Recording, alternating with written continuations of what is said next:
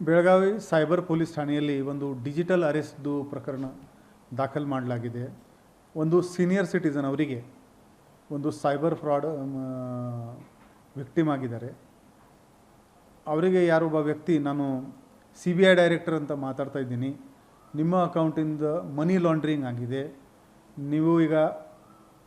ನಾವೀಗ ನಿಮ್ಮದು ತನಿಖೆ ಮಾಡ್ತಾಯಿದ್ದೀವಿ ನಿಮ್ಮ ಕೇಸ್ ಬಗ್ಗೆ, ಆ ತನಿಖೆ ಮುಗಿಯುವವರೆಗೆ ನೀವು ಸ್ವಲ್ಪ ಹಣ ಶ್ಯೂರಿಟಿಗೋಸ್ಕರ ನಾವೇನು ಅಕೌಂಟ್ ಕೊಡ್ತೀವಿ ಅಲ್ಲಿ ನೀವು ಹಾಕಬೇಕು ಅದು ಹೇಳಿಕೊಂಡು ಅವರಿಗೆ ಗಾಬರಿ ಮಾಡಿಕೊಂಡು 15.45 ಕೋಟಿ ರೂಪಾಯಿದು ಮೋಸ ಅವರಿಗೆ ಮಾಡಿದ್ದಾರೆ.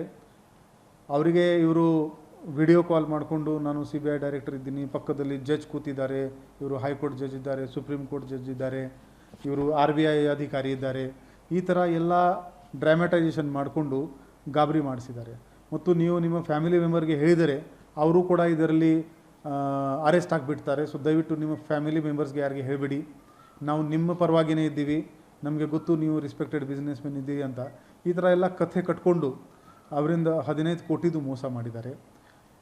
ಇದು FIR ಆಗಿದ ತಕ್ಷಣ ನಾವು ಭಾರತ ಸರ್ಕಾರದ 1930 ಪೋರ್ಟಲ್ ಏನಿದೆ ಅದಕ್ಕೆ ಮಾಹಿತಿ ಕೊಟ್ಟಿದ್ದೀವಿ, ಆ ಕಂಪ್ಲೇಂಟ್ ರಿಜಿಸ್ಟರ್ ಮಾಡಿದ್ದೀವಿ.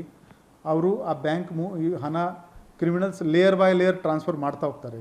ಯಾವ ಅಕೌಂಟ್ಗೆ ಬರುತ್ತೆ ತಕ್ಷಣವೇ ಬೇರೆ ಅಕೌಂಟ್ಗೆ ಹಾಕ್ತಾರೆ, ಅದರಿಂದ ಮತ್ತೆ 5-10 ಅಕೌಂಟ್ಗೆ ಹಾಕ್ತಾರೆ, ಅವರು ಮತ್ತೆ 5-10 ಅಕೌಂಟ್ಗೆ ಹಾಕ್ತಾರೆ. ಈ ಅಕೌಂಟ್ಸ್ಗೆ ನಾವು ಮ್ಯೂಲ್ ಅಕೌಂಟ್ಸ್ ಅಂತ ಹೇಳ್ತೀವಿ.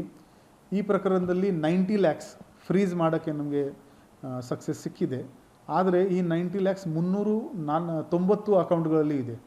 ಸೊ ಈಗ ನಾವು ಕೋರ್ಟಿಂದ ಆದೇಶ ಪಡೆದುಕೊಂಡು ಈ ಬ್ಯಾಂಕ್ ಟ್ರಾನ್ಸಾಕ್ಷನ್ ರಿವರ್ಸ್ ಮಾಡಬೇಕು. ಆದರೆ 390 ಅಕೌಂಟ್ಸ್ ಅವ್ರದ್ದು ಎಲ್ಲರದ್ದು KYC ತೊಗೊಂಡು ಮೊನ್ನೆ ಕೋರ್ಟ್ಗೆ ಜಮಾ ಮಾಡಬೇಕು. It's a lengthy process. So ನಮ್ಮದು ಎಲ್ಲ ಸಾರ್ವಜನಿಕರಿಗೆ ರಿಕ್ವೆಸ್ಟ್ ಇದೆ, ಡಿಜಿಟಲ್ ಅರೆಸ್ಟ್ ಅಂತ ಟರ್ಮೇ ಇಲ್ಲ ಲಾನಲ್ಲಿ, ಈ ಲೀಗಲ್ ಟರ್ಮಿನಾಲಜಿನಲ್ಲಿ ಡಿಜಿಟಲ್ ಅರೆಸ್ಟ್ ಅಂತ ಟರ್ಮೇ ಇಲ್ಲ. ಯಾವುದೇ ಪೊಲೀಸ್ ಅಧಿಕಾರಿಗಳು ವಿಡಿಯೋ ಕಾಲ್ ಮಾಡಿಕೊಂಡು ಯಾರಿಗೆ ಈ ಥರ ಬೆದರಿಕೆ ಮಾಡಲ್ಲ. ಮೂರನೇದು, ಯಾವುದೇ ಕಾರಣಕ್ಕೂ ಯಾವುದೇ ಪೊಲೀಸ್ ಆಗಲಿ ಕೋರ್ಟ್ ಆಗಲಿ ಈ ಥರ ವಿಡಿಯೋ ಕಾಲ್ ಮುಖಾಂತರ ನೀವು ದುಡ್ಡು ಜಮಾ ಮಾಡಬೇಕು ಅಂತ ನಿಮಗೆ ಹೇಳಲ್ಲ. ದಯವಿಟ್ಟು ಈ ಈ ಥರ ಡಿಜಿಟಲ್ ಅರೆಸ್ಟ್ಗೆ ಹಿರಿಯ ನಾಗರಿಕರು ಜಾಸ್ತಿ ಟಾರ್ಗೆಟ್ ಇದ್ದಾರೆ.